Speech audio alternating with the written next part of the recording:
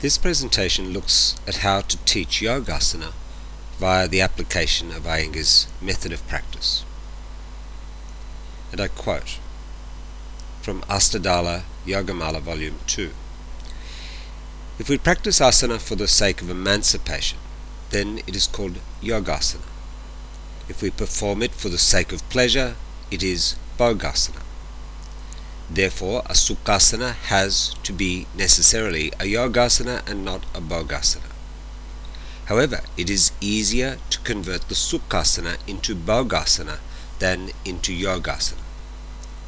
In that case, the downfall of the practitioner is certain.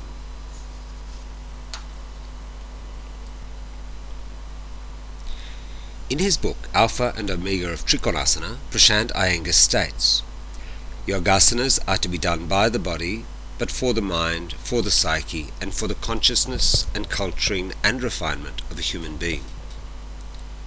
Yoga is often described as a study of consciousness, and as a study of consciousness, it is a study of cause and effect, the way desires and results so often differ.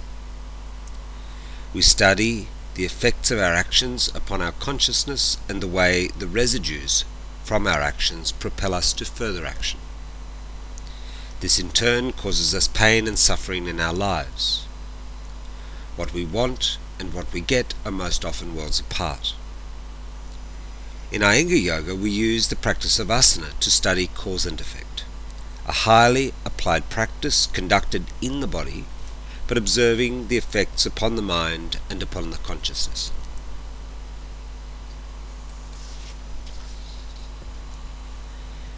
If yoga is a study of cause and effect, it is a study of the effects of our actions upon our consciousness.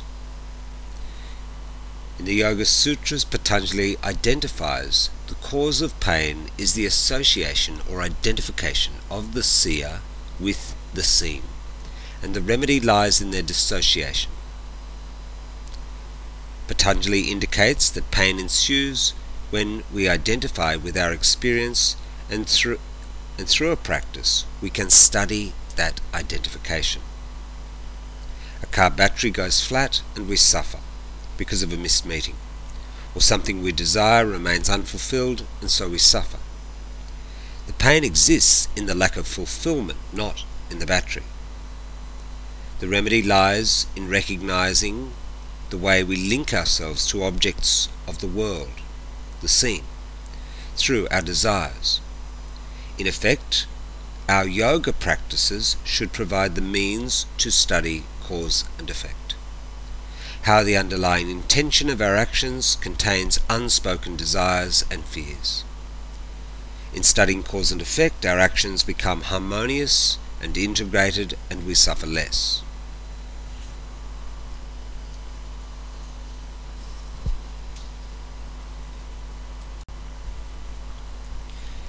It is significant to note that Guruji places himself within the lineage of Patanjali. What I do is pure, authentic, traditional yoga. These statements indicate that Iyengar's practice of asana and pranayama are in effect applying Patanjali's yoga practices.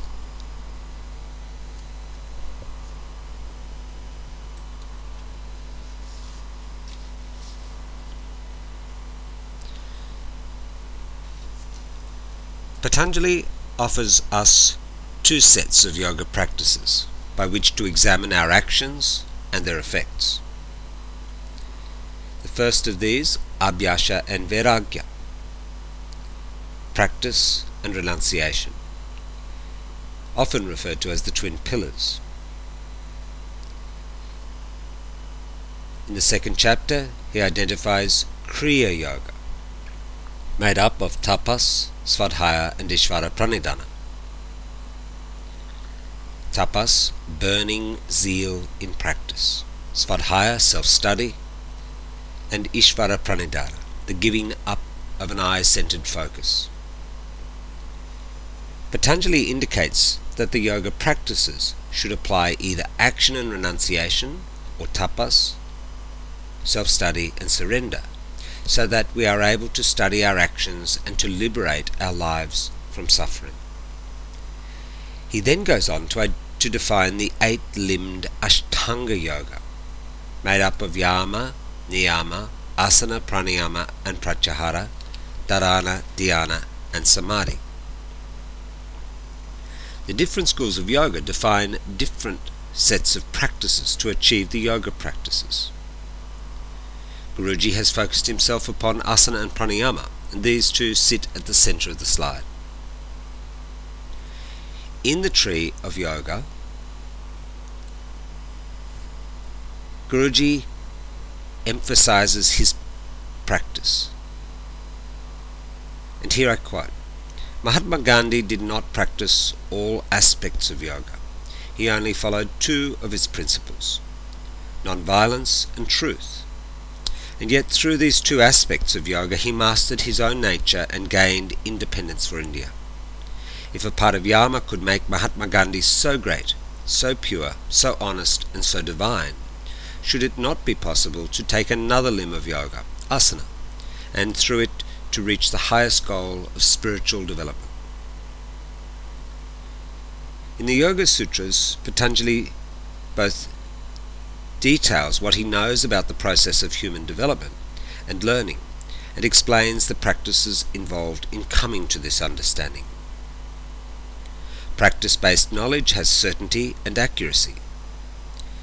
Patanjali's work is therefore not a set of theories, as theories relate to ideas or concepts that have not been confirmed. Patanjali is sharing his knowledge from experience and explaining his practices so that others can also undertake them and find out the truth of what he's saying. In this sense, the sutras contain details proven by practice about the way people learn and evolve.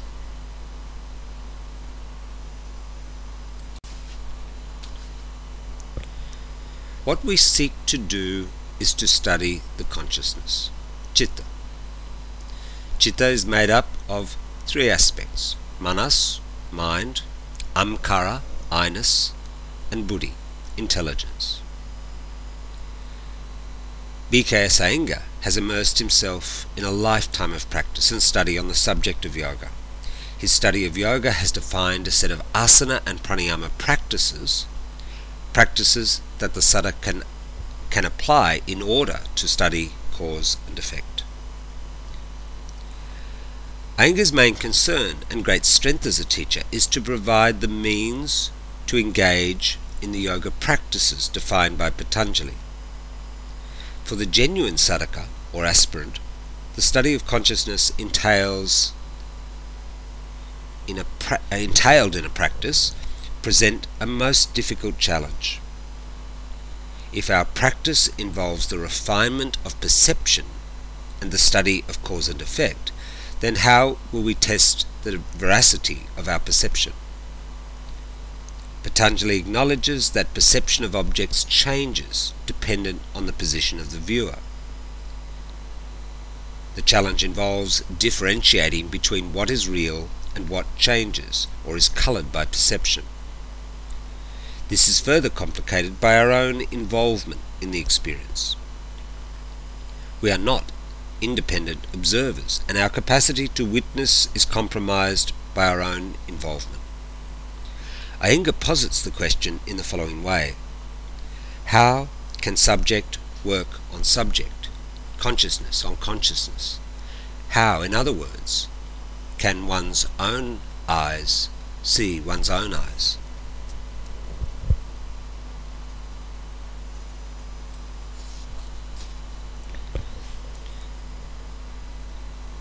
Patanjali indicates that the senses of perception become ensnared in experience and taint the clarity.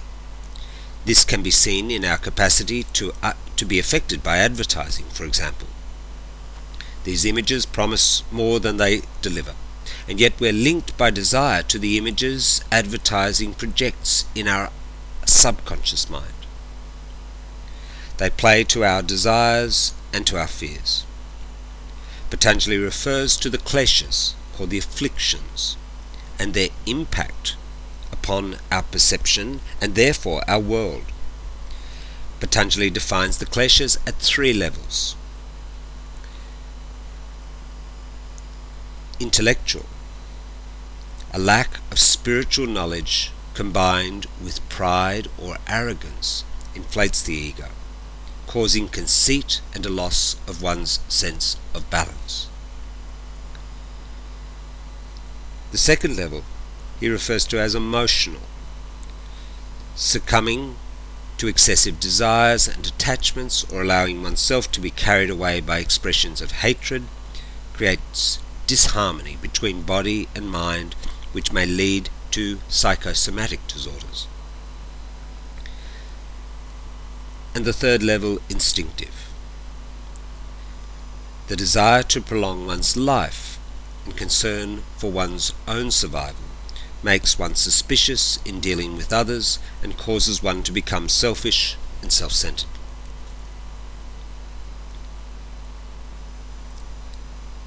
Five kleshas: avidya, asmita, raga, dvesa, and abhinavesa. Three levels: intellectual, emotional, and instinctive.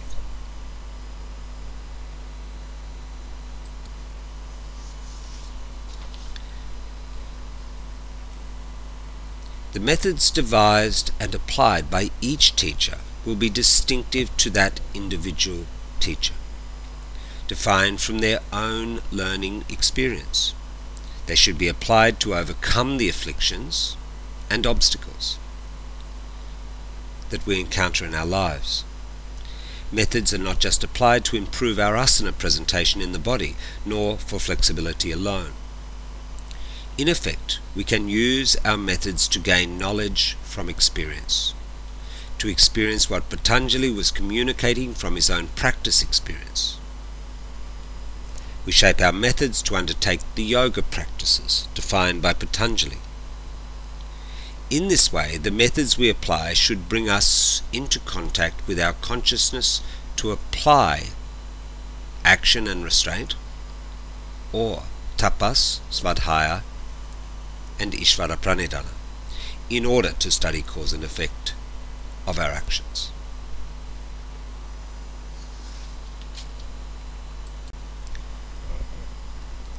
Iyengar's way of teaching can be defined as four methods. These are the application of technique, timing, sequence, and repetition.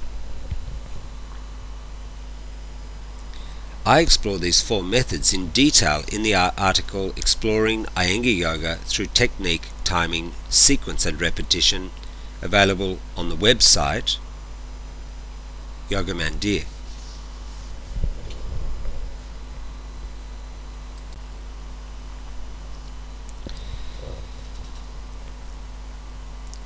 This table holds the four methods outlined previously: technique, timing, sequence, and repetition.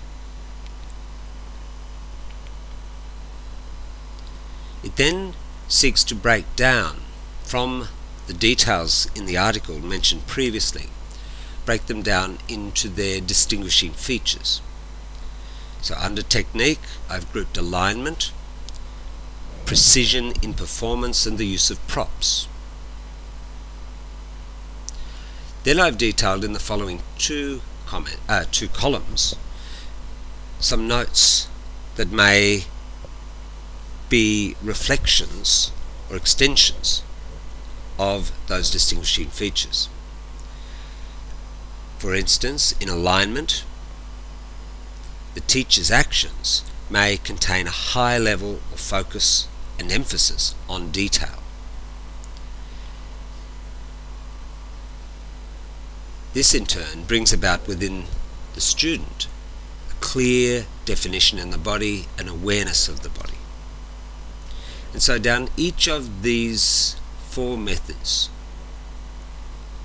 distinguishing features, links through to how a teacher may apply them, and what may be seen in the student itself.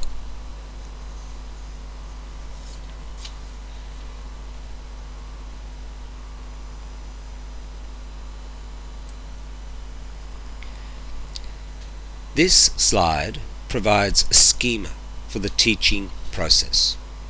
The right-hand side of the slide displays the 2 yoga practices named by Patanjali. These are Abhyasa and Vairagya, noted in Chapter 1, for evolved individuals, and Kriya Yoga, defined in Chapter 2 of the Sutras, for those who need to practice.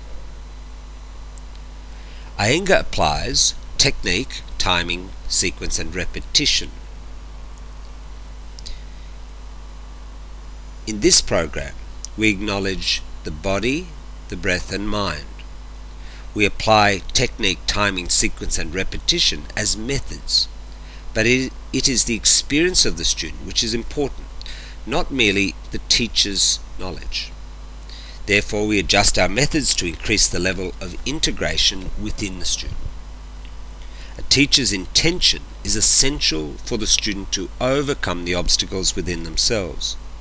We as teachers must hold and uphold the values of yoga as we observe the student's performance of asana so that it becomes a yogasana.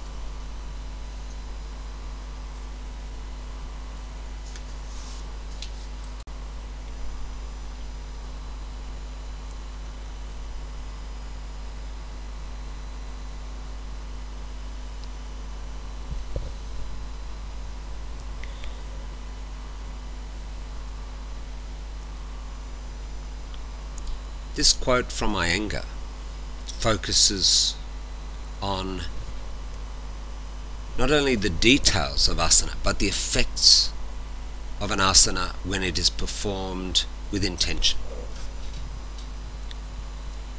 And here again I quote, "To the new student or non-practitioner of yoga, a relentless pursuit of perfection in the asana may seem pointless.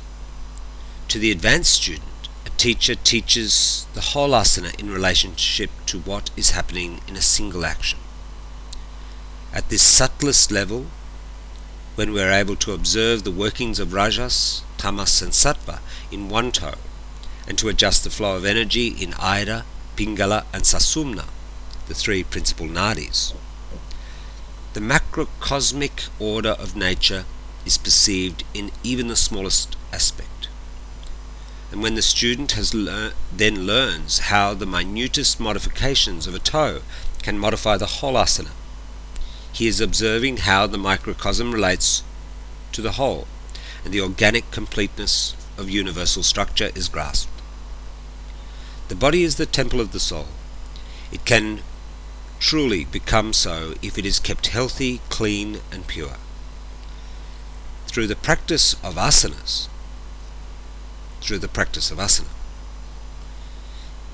asanas act as bridges to unite the body with the mind and the mind with the soul.